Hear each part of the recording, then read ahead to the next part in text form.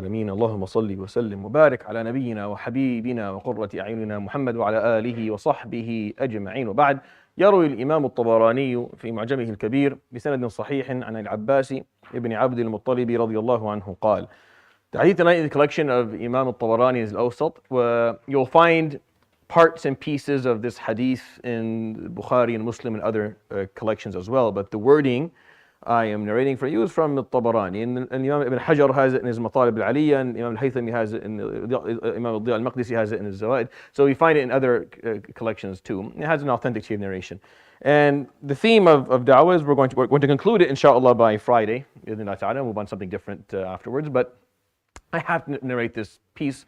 It's one of the most beloved sections of a hadith that I have. There are hadith that are very long. Most of the really, really long ones are not authentic. But there's maybe 15 to 20 that are, and this is one of them. And the story here that Al-Abbas is telling us is right before Fatih Mecca occurred, right before as it was occurring. Meaning the Prophet ﷺ was camped right outside of Mecca, and the people in Quraysh obviously were in panic and they were very scared and didn't know what to do. And they didn't. So Al-Abbas told Abu Sufyan, just come with me. Let's go fix this. In a long story, we just have to go fix this because you lied. You lied, you betrayed, you murdered, you conspired. Like, you have to go and fix this if you want to live yourself. And Abbas was a friend to Abu Sufyan Sakhr ibn Harb. He loved him. He didn't want him to. And Abu Sufyan still was the leader of Mecca. So if he went and he worked it out with the Prophet ﷺ, then maybe things would happen smoothly, which is what the Prophet ﷺ wanted. He didn't want bloodshed coming into Mecca. No one did. So Al-Abbas would take Abu Sufyan and go into the camp of the Muslims. In a long story, I'm just going to take for you the piece that I want to narrate for you for this purpose. فقال فلما أصبحت غدوت بأبي سفيان إلى رسول الله صلى الله عليه وسلم. In the morning, he slept in my tent at night, and in the morning I took him and went to the Prophet عليه الصلاة والسلام. فقال صلى الله عليه وسلم فقال ويحك يا أبا سفيان ألم يأني لك أن تشهد أن لا إله إلا الله.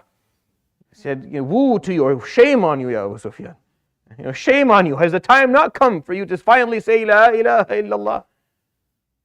Now, Abu Sufyan was waiting to be chastised and chewed out for the lying and the murder and the betrayal and the conspiracy and everything else that he did throughout his life. He was coming, if you've done something wrong, you're waiting for your lecture or for your, someone to say something to you. He was coming waiting for that. That's what he knew he deserved, and that's what he was expecting. The Prophet ﷺ didn't say a word of it. He just went right to, is it not time for you to say La ilaha illallah? And this is the wording in معجم الطبراني. فقال فرد أبو سفيان فقال بأبي أنت وأمي ما أوصلك ما أحلمك ما أرحمك أما زلت في هذا والله لقد كاد يقع في قلبي أن لو كانت هذه الآلهة تغني شيئا لأغنت اليوم. He said, بأبي وأنت وأمي, I sacrificed my family for you.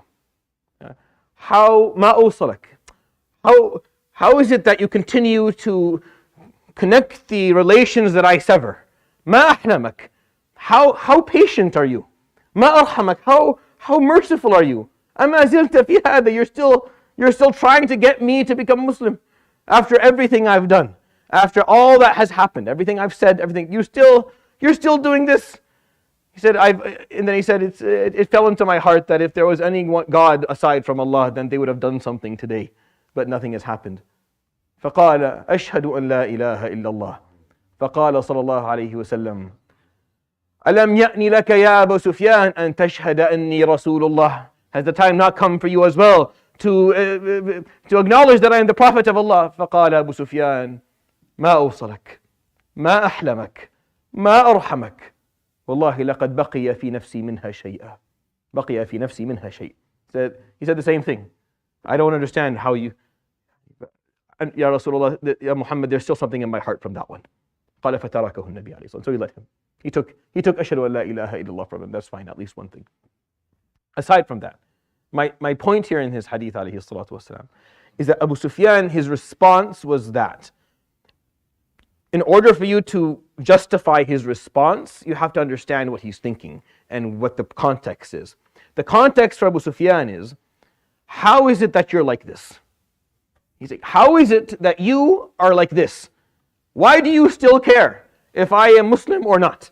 After everything I have done, after the time and time again I've tried to kill you, I've ruined your reputation, I've tried to destroy your deen, I betrayed you, I lied to you, I've done everything possible to harm you. Why is it that you still care if I accept La ilaha illallah or not? This is his response. بأبي أنت وأمي. I don't understand. ما أوصلك. I've never seen anyone like you. The Prophet ﷺ that day beat Abu Sufyan, but not with his army. Not with the army, no. He beat him with something else. He beat him with his ethics, with his morals, with his dedication to his message. He was devoted to La ilaha illallah alayhi salatu wasalam. And that dedication and devotion is what beat Abu Sufyan. Abu Sufyan felt helpless. I don't know what to tell you. I don't know what to tell you. طيب, La ilaha illallah. I don't know what to tell you. Yeah, I don't understand why you still care. And his response, يعني رضي الله عنه, accepted Islam, and he fought في المعارك, and he died as a shaheed many years later. For him, it was just, he was a man of wisdom. Abu Sufyan is not a child. Abu Sufyan is a leader of Quraysh, Sayyid min Sadat al-Arab. He's very wise, and he knows. And he knows that the Prophet ﷺ knows. So they're talking on a higher level than maybe the people who are even listening. Probably Abbas doesn't understand. So Abu Sufyan knows what he's done and knows what this moment deserves. He knows what this moment dictates. This is a moment of two adversaries, one winning. One being having the upper hand, and the other one who played dirty the whole time has finally lost. He knows what this moment deserves. And he's prepared for it on the inside. And then he gets this response. أَلَمْ يَأْنِ لَكَ أَن تَشْهَدَ أَن لَا إِلَهَ إِلَّا اللَّهِ. Say La ilaha illallah and join me. So he felt, I don't know. I don't understand you. I don't understand. I'm not like you. And I can't comprehend you. And this is what you really want. طيب حاضر لا إله إلا الله. And then when he asked for the second one, he said, I can't lie to you. You are an honest person. You speak to me with honesty. I'll speak to you with honesty. I still don't believe. The Prophet ﷺ is okay with that. He'll take whatever he can.